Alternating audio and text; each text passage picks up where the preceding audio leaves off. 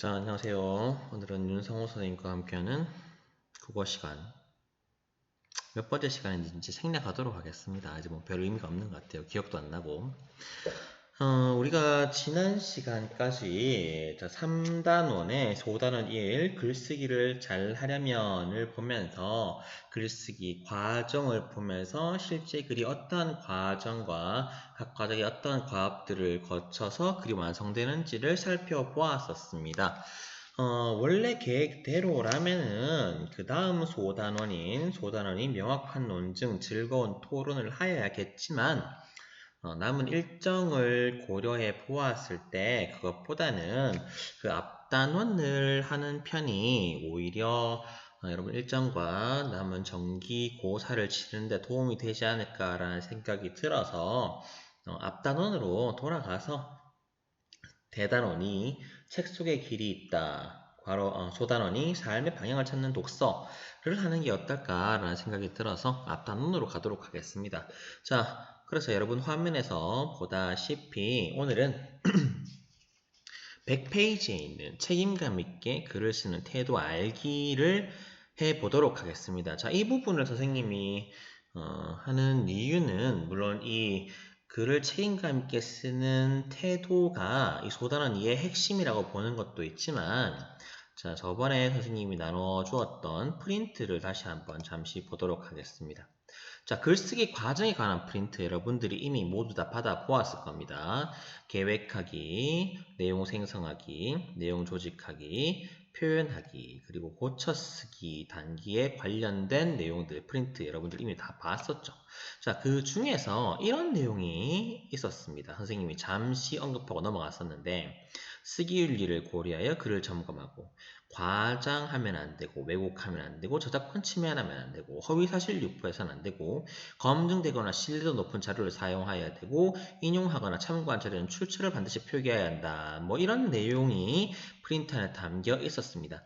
이 쓰기 윤리에 관한 부분이 요 대단원 2의 소단원 2 삶을 방향을 찾는 독서에 잘 설명이 되어 있습니다. 자, 이 부분을 오늘은 선생님이 해볼까 합니다. 자, 다시 교과서로 돌아가 보도록 하겠습니다. 자, 교과서 100페이지 보도록 하겠습니다. 100페이지. 활동이 책임감 있게 글을 쓰는 태도 알기. 자, 함께 해보도록 하겠습니다. 자, 100페이지에 활동 1번을 보도록 하겠습니다. 글이 독자와 사회에 끼치는 영향을 고려하여 책임감 있게 글을 쓰는 태도로 알아보자. 자, 여러분들 여기 글에 이렇게 적혀 있죠. 글이 독자와 사회에 영향을 끼친다라고 되어 있습니다. 여러분들이 쓰는 글도 마찬가지고 선생님이 쓰는 글도 마찬가지고 그리고 뭐 실제 작가나 아니면은 어디 높은 지위에 있는 사람들이 쓰는 글도 다 마찬가지입니다. 글을 쓰게 되면은 책으로 쓰거나 아니면 인터넷에 글을 쓰거나 뭐 어떻게든 누군가에게 읽히게 되겠죠. 글을 쓰는 채널이나 아니면은 뭐 글의 종류나 뭐 그런 것들에 따라서 어떤 상황에서는 아주 적은 사람이 읽을 수도 있겠고 어떤 글은 굉장히 많은 사람이 읽을 수도 있습니다. 그렇다면은 내가 쓰는 글이 상대방에게 어떤 식으로든 영향을 줄 수 있다는 것이죠. 자, 상대방에게 영향을 주는데 우리가 그 글에 대해서 아무런 책임을 지지 않는다? 혹은 그러한 책임을 지지 않으려고 한다? 대단히 무책임한 행동이라 할 수 있습니다. 따라서 여러분들은 글을 쓸 때 내가 글을 쓰는 것에 대해서 내가 쓰는 글에 대해서 책임을 질 줄 알아야 됩니다. 자, 그렇다면 우리가 어떻게 그 책임을 져야 할 것인가? 어떤 부분에 대해서 책임을 져야 할 것인가에 대해 배우는 것이 이번 시간의 수업 내용이다라고 할 수 있겠습니다. 자, 그러면은 100페이지에 활동 1번 한번 영상을 보면서 생각해 보도록 하겠습니다.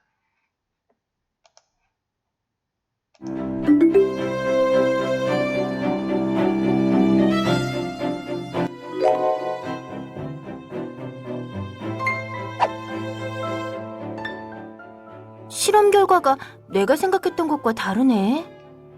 숫자를 살짝 바꿔서 원하는 결과가 나오게 해야지.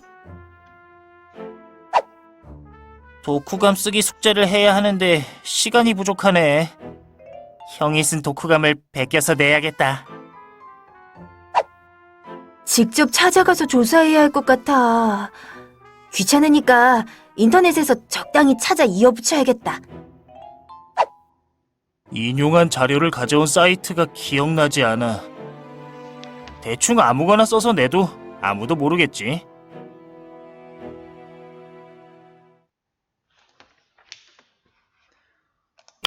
자, 우리가 영상을 살펴보았습니다.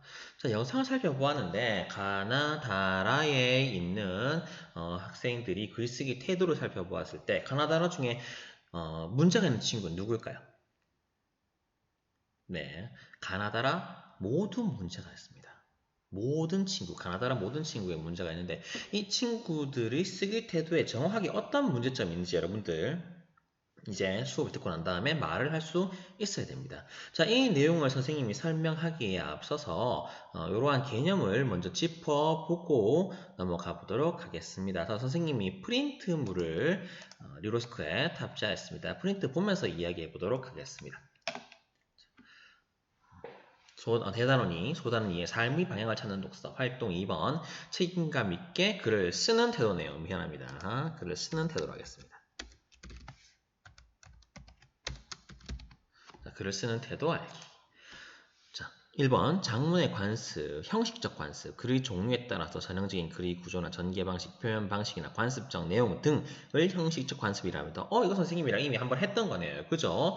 어떻습니까? 설명문에는 처음, 중간, 끝이라고 하는 글의 구조가 있고 객관적인 내용을 통해서 대상을 충분히 독자에게 잘 설명하는 글이 되어야 한다라는 형식적 관습 이야기한 적이 있습니다. 논술문도 마찬가지였죠. 그러한 형식적 관습 안에서 글을 써나가는 것을 우리가 형식적 관습이라고 이미 배운 적이 있습니다. 예를 보도록 하겠습니다. 편집글에서 계절과 관련된 표현 흔히 들어가죠. 뭐 가을이 되니 날씨가 선선하고 날씨가 그래서 그런지 네가 더욱 보고 싶거나 뭐 이런 표현들 흔하게 쓸 수 있습니다. 또 상대방의 안부 묻기, 편집글에서 굉장히 흔하게 쓰는 표현입니다. 이런 것들이 편집글에 관습적으로 들어간다라고 해서 형식적 관습이다 라고 얘기할 수 있을 것 같습니다. 자, 우리가 배워야 될 건 이 부분이 아니고 그 다음 내용 되겠습니다. 장문의 관습 두 번째, 태도 측면의 관습이 있다라고 합니다. 형식적 관습 말고요. 태도 측면의 관습이 무엇인지 보겠습니다. 윤리적이고 책임감 있는 글쓰기 태도. 이 윤리적이고 책임감 있는 글쓰기 태도가 태도 측면의 관습이라고 합니다. 그러니까 여러분들이 글을 쓸 때는 어떻게 써야 한다? 윤리적으로 써야 한다. 책임감 있게 써야 한다 라는 것이겠죠. 예를 들어 보겠습니다. 올바른 내용으로 책임감 있는 글쓰기, 저작권 침해지 않기 등이 있습니다. 자, 그렇다면은 이것에 대해서 좀 더 천천히 자세하게 알아보도록 하겠습니다. 자, 쓰기 윤리를 여러분들이 배워야 할 것인데 이 쓰기 윤리라고 하는 것이 방금 전에 말했던 태도 측면의 올바른 관습과 같은 말이라고 할 수 있겠습니다. 그리고 책임감 있는 글쓰기 태도와도 같은 말이라고 생각하면 되겠습니다. 이 용어들이 계속 혼재해서 나올 수 있는데 결국엔 다 같은 말이라고 생각하면 되겠습니다. 자, 쓰기 윤리란 무엇인가? 글을 쓰는 개인이나 공동체가 글을 쓰는 과정에서 지켜야 할 윤리적 규범을 쓰기 윤리라고 합니다. 이런 것들 왜 필요할까요? 글쓰기는 사회적 성격을 지닌 활동입니다. 따라서 글쓰기가 다른 사람에게 미칠 영향을 고려하여 윤리적이고 책임감 있는 태도를 바탕으로 하여야 합니다. 맞는 이야기입니다. 자, 선생님이 방금 전에도 한번 언급을 하였던 얘기입니다. 그렇다면 이 쓰기 윤리는 어떤 부분들이 구체적으로 있는지 하나씩 보도록 하겠습니다. 선생님 여기 지금 총 9개의 쓰기 윤리를 드러났습니다. 이게 전부 다라고 할 수는 없습니다. 더 많은 쓰기 윤리가 있을 수도 있죠. 하지만 이 정도만 알아도 여러분들이 충분히 쓰기 윤리를 지킨 글, 태도 측면에서 올바른 글, 책임감 있는 글을 쓸 수 있다라고 볼 수 있겠습니다. 자, 1번부터 보겠습니다. 내용을 왜곡하면 안 된다. 과장해도 안 되고 축소해도 안 되고 사실에 근거해서 정직하고 성실하게 글을 쓴다. 첫 번째 되겠습니다. 두 번째 보겠습니다. 전문가의 견해를 쓰거나 사실관계가 검증된 자료를 사용한다. 자, 사실로 검증되지 않은 것을 마치 사실인 것처럼 쓰면은 독자에게 혼란을 불러일으키겠죠. 그리고 유치원 다니는 동생의 이야기를 마치 전문가의 얘기인 것처럼 써서는 안 됩니다. 그것을 마치 사실인 것처럼 써서는 안 됩니다. 자, 그렇다면 독자에게 혼란을 불러일으키기 뻔하기 때문에 자, 그렇게 쓴다면 쓰기 윤리를 지킨다 할 수 없겠죠. 3번 보겠습니다.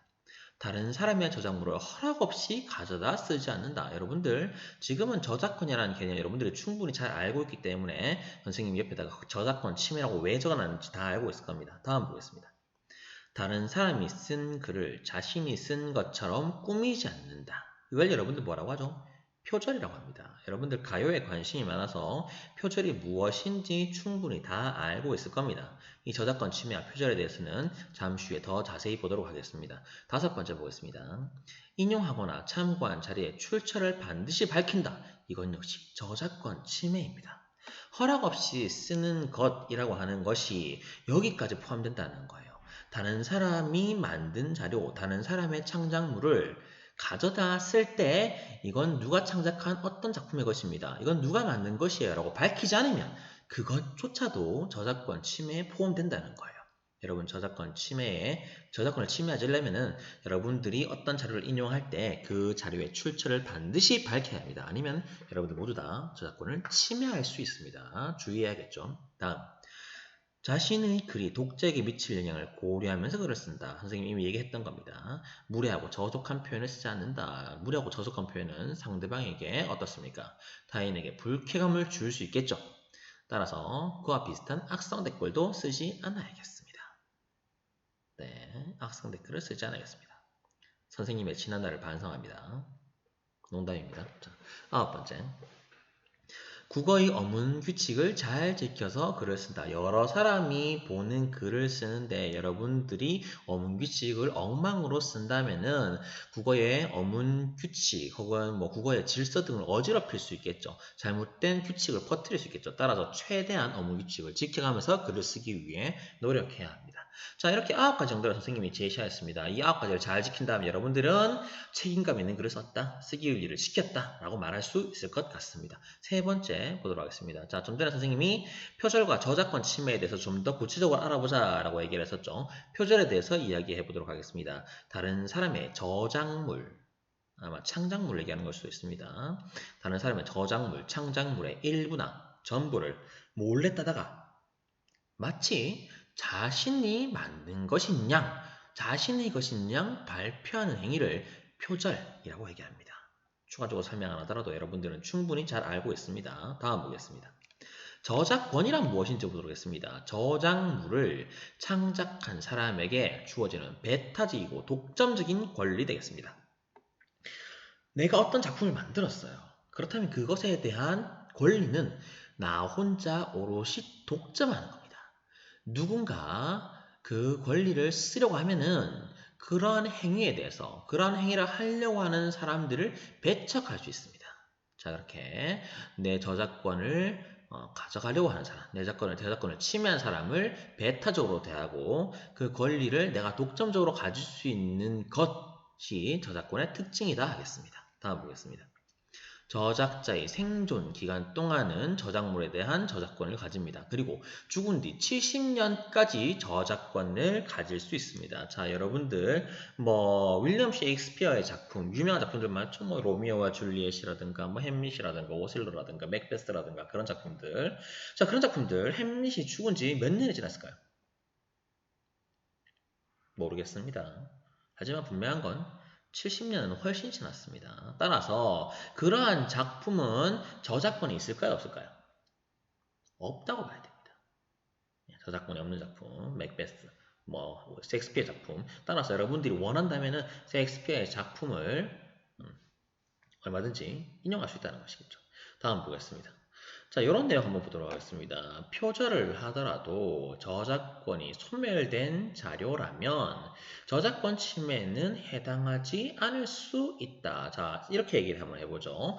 여러분 로미오와 줄리엣 다 알고 있을 겁니다. 그런데 선생님이 로미오와 줄리엣의 내용을 그대로 따서 철이와 미애라고 하는 작품을 만들었다 하겠습니다. 그리고 거기에다가 저자 윤상호라고 해서 출판을 했습니다. 그렇다면 선생님은 표절을 했습니까?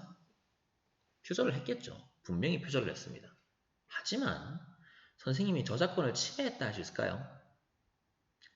저작권을 침해한 건 아니겠죠. 왜냐하면 애초에 저작자가 사망한 지 70년이 지났기 때문입니다. 자, 이런 경우에는 저작권을 침해하진 않았지만 표절은 하였다라고 볼 수 있겠습니다. 다음 보도록 하겠습니다.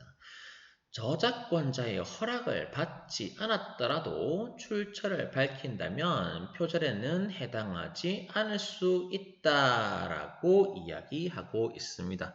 뭐가 좋을까요? 어떤 작품이 좋을까요? 자, 기생충 하겠습니다. 자, 기생충 감독 이름이 뭐였죠? 봉준호 좋습니다. 봉준호의 기생충이라고 하는 작품의 시나리오를 선생님이 가져와서 학생들을 주인공으로 해서 작품을 재창작했습니다. 선생님이 그런 활동을 했다고 치겠습니다. 자, 그렇다면은 선생님이 이 작품은 봉준호 감독의 작품 기생충을 패러디한 작품입니다. 라고 선생님이 작품 말미에다가 자막으로 넣었어요. 자, 그렇다면은 요 얘기는 적절치 않은 것 같습니다. 자, 교육 현장에서 벌어지기 때문에 요건 적절치 않은 것 같습니다. 자, 그거 말고 다른 예를 들겠습니다. 다른 예를 들어서 한번 해보도록 하겠습니다. 선생님이 친구들과 사적인 영화 동아리를 한다고 하겠습니다. 교육 현장의 이야기가 아닙니다. 사적인 영화 동아리에서 선생님이 봉준호 감독의 기생충 작품의 시나리오 가져와서 친구들끼리 찍고 그것을 상영했습니다. 그리고 그 작품 말미에다가 이 작품은 봉준호 감독의 기생충 작품 시나리오를 빌려와 촬영하였습니다. 이렇게 했다면은 선생님이 분명히 출처를 밝혔기 때문에 표절이라고 할 수는 없죠. 하지만 선생님이 봉준호 감독의 허락을 받지는 않았으니까 표절은 아닐지언정 저작권은 침해했다라고 봐야겠죠. 자, 어떻게 구분하는지 분명히 이해가 됩니까? 네. 자, 허락을 받지 않았다면 저작권이 존재하는 이상 저작권은 침해했다고 봐야 됩니다. 네. 자, 이렇게 이해하면 되겠습니다. 표절은 그럼 어떻게 구분합니까? 표절은 내 것인 것처럼 표현한다면, 내 거라고 표현했다면, 내 거라고 주장했다면 그것은 표절이라고 봐야겠죠. 표절과 저작권의 침해 사례를 여러분들이 잘 구분할 수 있으면 좋겠습니다. 선생님이 좀 전에 교육 현장에서 학교에서 뭘 만들었다 이렇게 얘기를 하면서 다른 얘기를 들었는데 이 예가 부적절하다고 느꼈던 이유는 교육 현장에서 벌어지는 그러한 사안에 대해서는 저작권 침해했다고 보지 않는 경우가 사례가 있기 때문에 적절하지 않은 예라고 생각이 들어서 이 사례를 바꿨습니다. 자, 이건 선생님 여러분들이 이해를 해줬으면 좋겠습니다. 다음 보겠습니다. 자, 다음 저작물 보겠습니다. 저작물이란 무엇인가? 인간의 사상 또는 감정을 표현한 창작물. 그럼 이렇게 생각할 수 있겠네요. 인간의 사상, 감정을 표현한 창작물이 저작물이라고 했는데 여기서 인간의 포인트를 두고 인간이 만든 게 아니라면 다시 말해서 동물이 어쩌다가 그린 그림이라면 이것은 저작물이라고 볼 수 있다 없다? 없다라는 겁니다. 그 다음 사상과 감정이 표현된 게 아니라면 사상과 감정이 아니라 그냥 블랙박스 영상이라면 사생과 감정과는 상관이 없겠죠. 따라서 이것도 저작물이라고 볼 수가 없습니다. 그 다음 표현한 창작물, 표현이 돼야 한답니다. 다시 얘기하자면 표현이 되지 않은 머릿속의 생각은 저작물이 아니라는 겁니다. 선생님 여기다 이렇게 적은 이유를 이제 이해되겠죠. 동물의 그림인 경우, 블랙박스의 영상인 경우 머릿속 생각은 저작물로 볼 수가 없습니다. 다음 보겠습니다. 그렇다면 저작권은 언제 발생하느냐? 자, 저작권이 발생하는 원칙을 우리가 무방식주의다라고 얘기를 하는데 절차나 어떠한 방식의 요구 없이도 발생합니다. 다시 얘기하면 자, 창작물에 대한 저작권을 저작권 협회에 등록하지 않아도 저작권은 발생합니다. 유튜브에 영상을 업로드하지 않아도 저작권은 발생합니다. 유튜브에 업로드하지 않고 내가 그 영상을 가지고만 있어도 저작권은 발생합니다. 자, 다음 보도록 하겠습니다. 그렇다면 저작권은 언제 침해되느냐? 다른 사람의 저작물 상당 부분을 저작자의 동의 없이 사용하는 행위를 우리가 저작권 침해라고 합니다. 포인트는 여기 있습니다. 동의 없이. 동의를 구하면 저작권 침해라고 보지 않습니다. 하지만 동의를 구하지 않으면 저작권 침해라고 봅니다. 그래서 반드시 저작권자에게 사전에 허락을 받아야지 저작권을 침해하지 않을 수 있습니다. 어떤 친구들은 이렇게 생각하는 친구가 있습니다. 자, 급하니까 일단 쓰고 나중에 허락을 받으면 되지 뭐. 자, 사후 허락은 저작권 침해 행위입니다. 사후에 허락을 받으려고 하면 안 됩니다. 무조건 사전 허락을 받아야 쓸 수 있습니다. 단 공공저작물은 출처만 표기하면 대체로 자유롭게 이용이 가능합니다.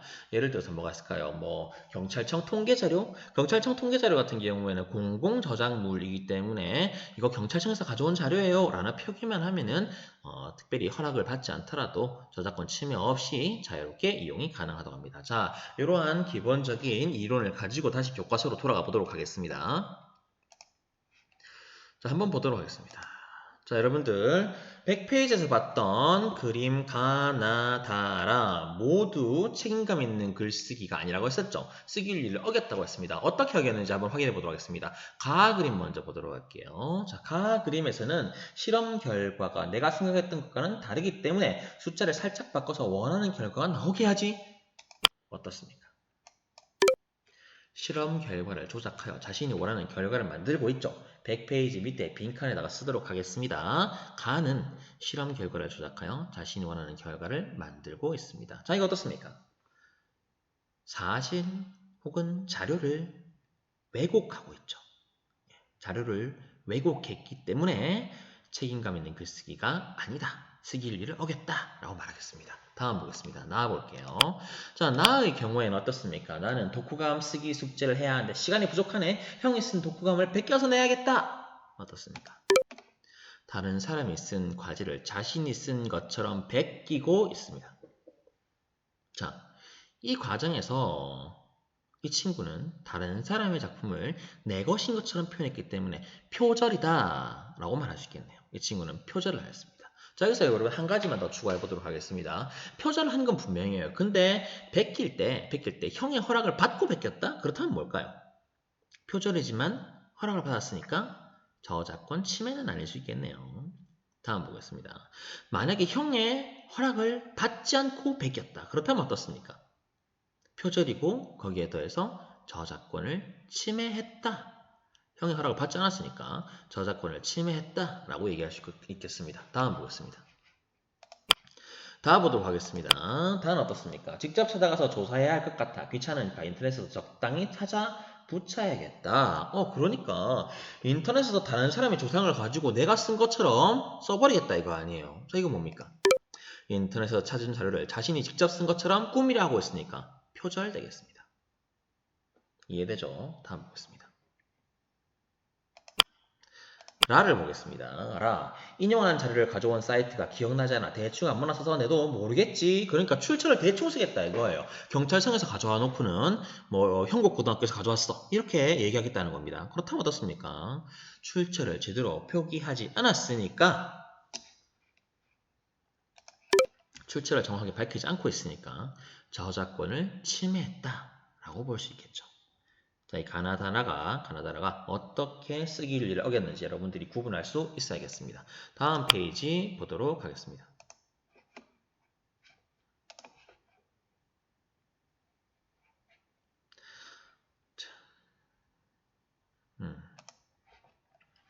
자, 101페이지 괄호에 인터넷상의 쓰기 활동이 긍정적 또는 부정적 영향을 주었던 경험을 떠올려 보자 라고 되어 있습니다.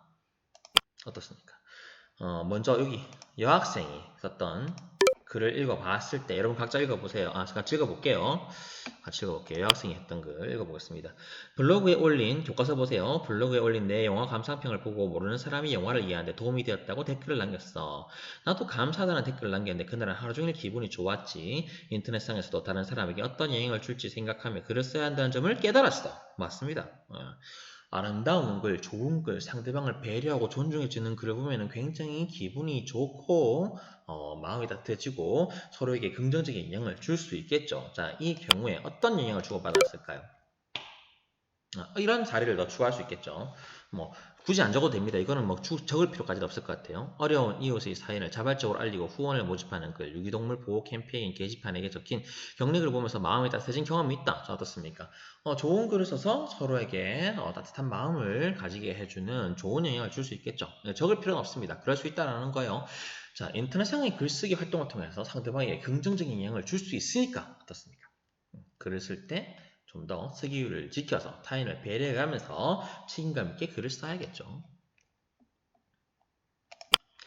자, 오른쪽에 남학생의 부정적인 영향 한번 보도록 하겠습니다. 자, 교과서 보겠습니다. 학교 누리집에 올릴 숙제를 하다가 인터넷에서 다른 사람의 글을 일부 가져와 붙였어. 어떻습니까? 자, 일부 가져와 붙이면서 출처를 쓰지 않았겠죠. 출처를 쓰지 않고 다른 사람의 글을 자기 것인 것처럼 썼을 테니까 저작권을 침해하고 일부 내용을 표절하였다라고 얘기할 수 있겠습니다. 그런데 얼마 뒤, 교과서 다시 보겠습니다. 그런데 얼마 뒤 원래 글을 쓴 사람이 항의하는 메일을 보냈지 뭐야. 그동안 별 생각 없이 인터넷에서 글을 가져다 썼는데 글을 마음대로 가져다 쓰면 원작자가 불쾌함을 느끼거나 손해를 입을 수도 있겠다고 생각했어. 어떻습니까? 자, 이 친구는, 남학생은 별 생각 없이 다른 사람의 글을 가져왔지만 결과적으로 다른 사람의 권리를 침해하였죠. 부정적인 영향을 끼쳤다라고 얘기할 수 있겠습니다. 자, 또 다른 부정적인 영향 예를 한번 들어보겠습니다. 적을 필요는 없습니다. 보기만 할게요. 평소 좋아하는 가수의 기사에 달린 악성 댓글을 보고 기분이 나쁜 나머지 나도 모르게 욕설을 쓸 뻔한 적이 있어. 어떻습니까? 욕설을 쓸 뻔한 적이 있다라고 하는 얘기는 기분이 나빴다는 얘기겠죠. 악성 댓글이 나에게 나쁜 기분을 가지게 했으니까 부정적인 영향을 주었다라고 말할 수 있을 것 같습니다. 자, 이렇게 내가 쓰는 글이 상대방에게 부정적인 영향을 줄 수 있다라는 것 여러분들이 알고 글을 쓸 때 어떻게 써야 된다고요? 이렇게 써야겠죠. 책임감 있게 글을 써야 한다 라는 것만 알고 넘어가면 되겠습니다. 자, 그 다음 자, 괄호 3번에 괄호 1과 2를 바탕으로 하여 쓰기윤리 점검표를 만들어보고 자신은 책임감 있게 글을 쓰는 태도를 지니고 있는지 평가해보자 라고 되어 있는데, 자, 요 내용 선생님과 함께 프린트물에서 9가지 살펴보았습니다. 살펴봤기 때문에 따로 추가하진 않겠습니다. 다음 페이지 넘어가 봅시다. 102페이지.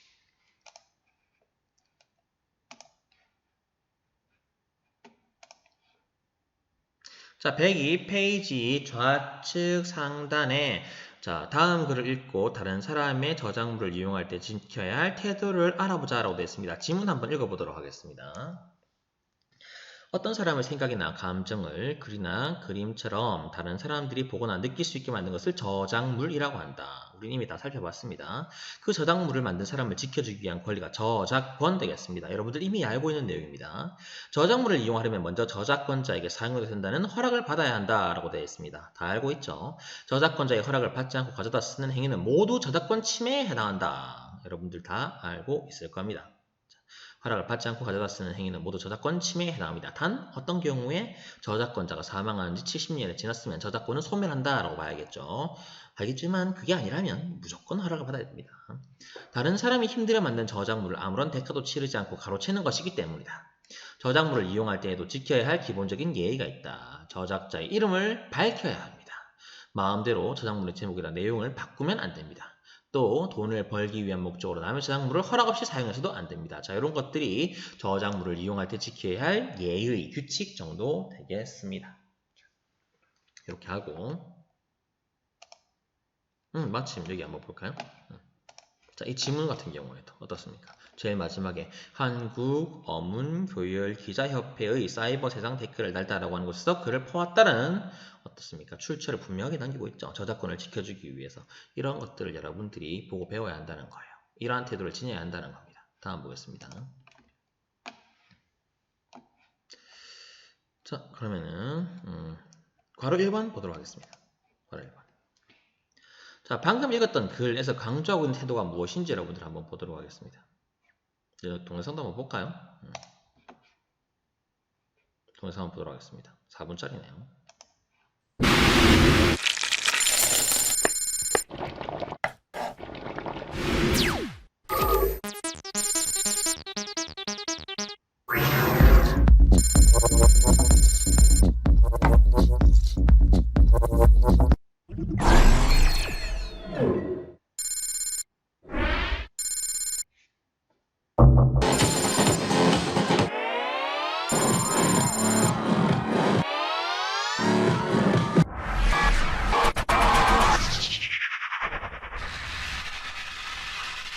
Sound City. That's it now.